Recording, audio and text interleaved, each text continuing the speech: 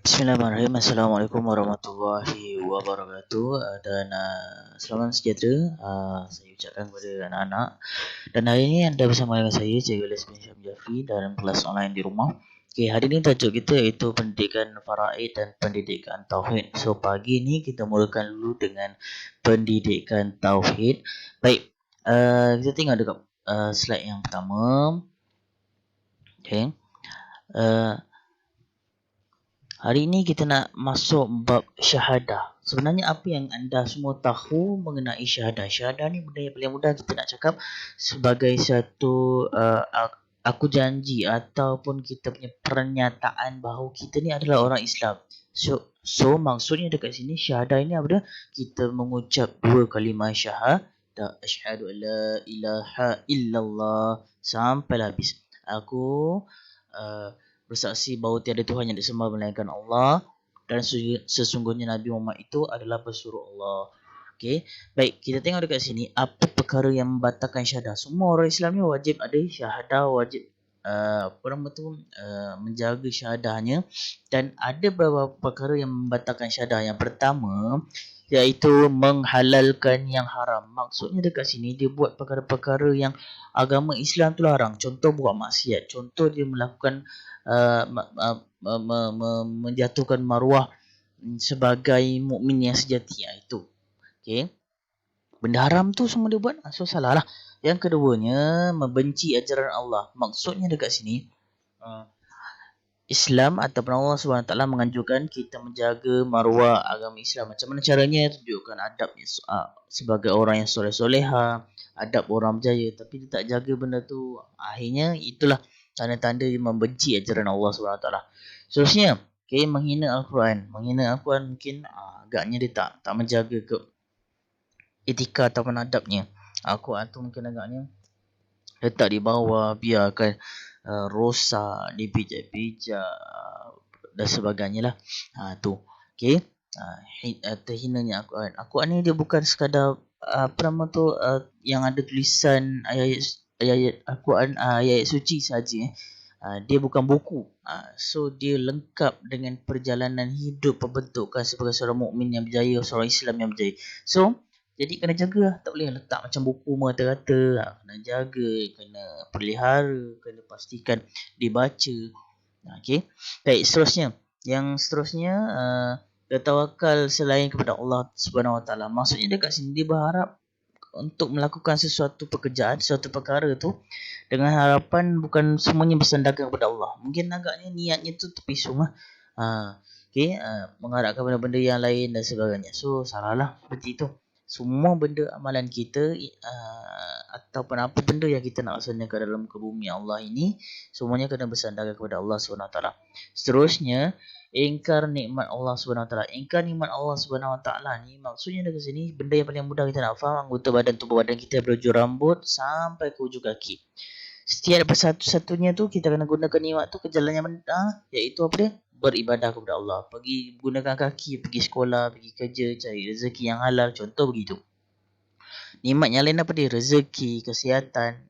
Tapi kalau kita tak gunakan sebaik mungkin, dah bagi kesihatan, awak pula pergi minum arak, akhirnya merosakkan tubuh badan ataupun isap dadah dan sebagainya. So itu kita mengingkar nikmat Allah Subhanahu Wa Taala. Itu contohnya. Baik, seterusnya, jelaskan gejala yang merosakkan iman. Apa dia perkara yang merosakkan iman? Ada 5 dekat sini. Yang pertama, syirik ataupun menyekutukan Allah. Maksudnya menduakan Allah. Okey, dia amalkan perkara-perkara yang tidak bertetapan sebagai seorang Islam. Maksudnya dekat sini dia berharap mungkin agaknya buat penyembahan berhala, sembah pokok, minta nombor ekor di kubur dan sebagainya. So tak boleh lah. Percaya kepada bomoh dan sebagainya. Baik, seterusnya, tidak mahu menerima Islam. Maksudnya dekat sini mungkin dilahirkan sebagai seorang Islam, IC-nya tu sebagai orang Islam, tetapi dia tidaklah mengamalkan ciri-ciri orang Islam. Macam mana menutup aurat ataupun bulan Ramadan ni kita sedia faham kita kena beribadah, menjalankan tugasan kita sebagai orang Islam dengan apa dia? Beribadah, baca Quran, berpuasa, tapi dia tidak sekadar Islam dan nama pun tak boleh juga. Okey, dia menolak lah cara hidup dia sebagai seorang Islam Cara hidup sebagai orang Islam ni macam mana? Dia punya pemakaian dia, tutur cara dia, adab dia dan sebagainya tu kan jaga. Seterusnya, berpura-pura. Berpura-pura ni apa?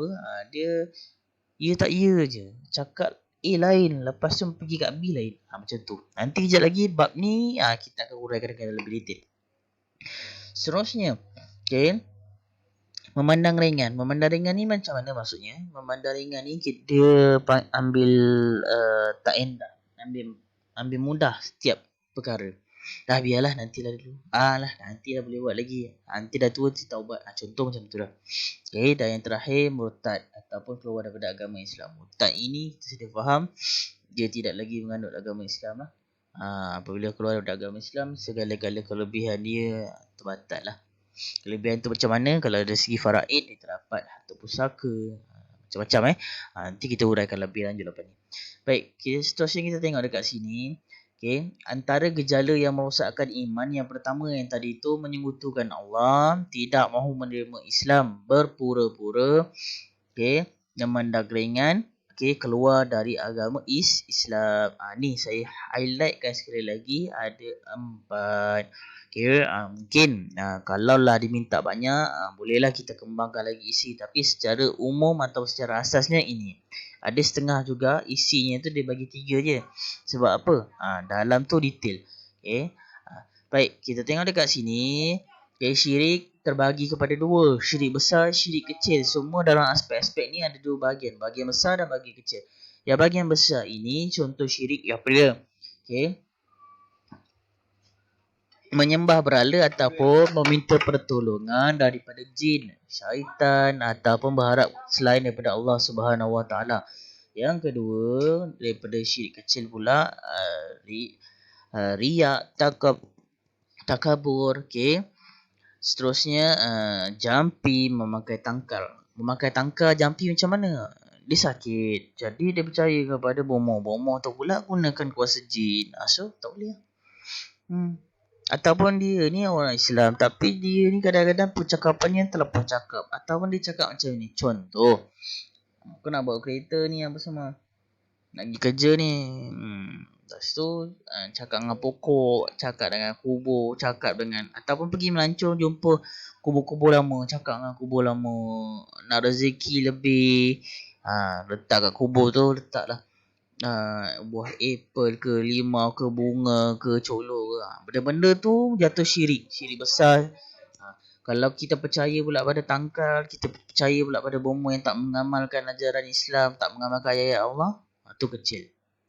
Riak dan tak membangga diri. Macamlah dia tu yang dilahirkan, dialah yang maha hebat.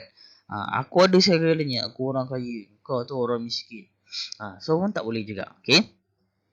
Seterusnya, kufur besar juga terbagi pada 2, kufur besar dan kufur kecil. Yang mana kufur besar ini berbohong, ingkar, tidak peduli, munafik dan ingkar. Maksudnya dekat sini berbohong. Mungkin agaknya cakap dia agama Islam tapi belakang dia tak puasa, dia minum arak, dia berzina. Tu contoh, tu tak belit. Seterusnya, ingkar ni apa dia? Ingkar arahan Allah lah. Maksudnya apa? Mungkin tak bayar zakat, tidak menunaikan puasa di bulan Ramadan, tidak solat 5 waktu dalam rukun Islam, perkara rukun Islam tu dia tak buat. Contoh begitu. Seterusnya, kufur kecil pula kufur nikmat.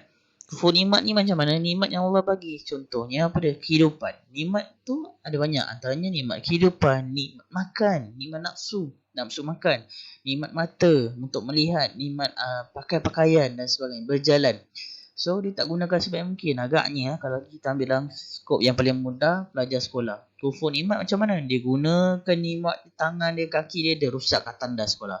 Contoh macam tu. Tu namanya kufur nikmat. Allah boleh tarik balik nikmatnya. Mulut lancang sangat bercakap, ataupun mungkin agaknya mata tu tengok benda yang bukan-bukan. Akhirnya nanti Allah tarik nikmat mata, buta mungkin. Mulut lancang, akhirnya Allah tarik nikmat mulut, akhirnya jadi orang yang bisu. Contohnya begitulah. Baik, seterusnya. Berpura-pura ni pula juga ada besar dan kecil. Apa dia yang skop berpura-pura ni? Mencaci Rasulullah, benci keamanan Islam. Depan lain, cakap lain. Itulah dia. Okay, yang besarnya. Yang kecilnya pula, bohong, hianat amanah, ingkar janji. Dia berikan janji. Dia berikan sesuatu amanah, barang amanah ataupun perkara untuk diselesaikan. Tapi dia cakap, ya insyaAllah saya selesaikan ni. Betul, saya memang bagus bawa ni. Sudahnya, dia tak jalankan kerja dia dengan sebaik mungkin. Dia tak jalankan amanah. So, itu termasuk yang kecil lah. Seterusnya, okay, memandang ringan suruhan Allah. Apa dia? Meringankan solat, tak puasa. Tadi itulah benda yang paling mudah kita boleh fikir. Seterusnya, memandang ringan perintah dan larangan Allah. Yang ketiganya, mengangkat maksiat atau sebagai benda yang biasa. Dia pandang maksiat ni benda yang biasa ataupun pergi buat jual beli sebagainya, tapi dia rasa jual beli tu tipu sikit je, daripada RM2 dia tekan sampai RM5. Biasa-biasa je ni, nak untung lebih kan. Apabila dia dah mula pandang macam gitu, habislah. Dia tak mengamalkan ajaran Islam yang sebaik mungkin. Seterusnya, contoh-contoh murtad ada 3 saja saya bagi: mencaci Nabi, ingkar hukum Allah, melakukan upacara orang kafir. Melakukan upacara orang kafir ni macam mana? Maksudnya dekat sini menyembah berhala ataupun memakai tangkal, mengagung-agungkan budaya-budaya ataupun upacara kehidupan orang kafir. Macam mana caranya? Bakar colok.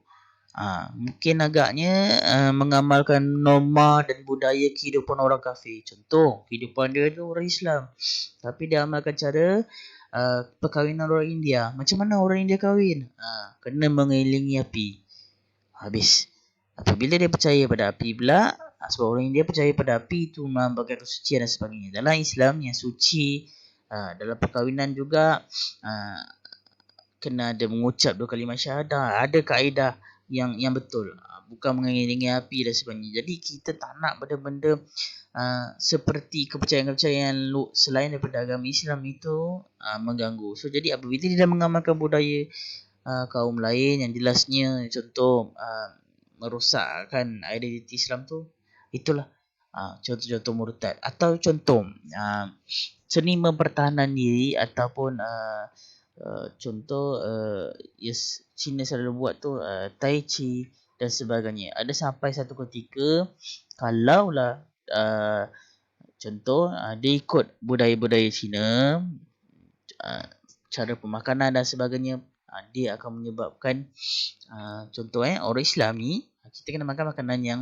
disembelih suci, tapi sebab dia mengamalkan kehidupan dia sebagai orang Cina di Islam, tapi masih lagi mengamalkan kehidupan cara orang Cina, makan makanan benda yang tak dilarang contohnya, so itu pun akan merosakkan juga identiti Islam tu sendiri.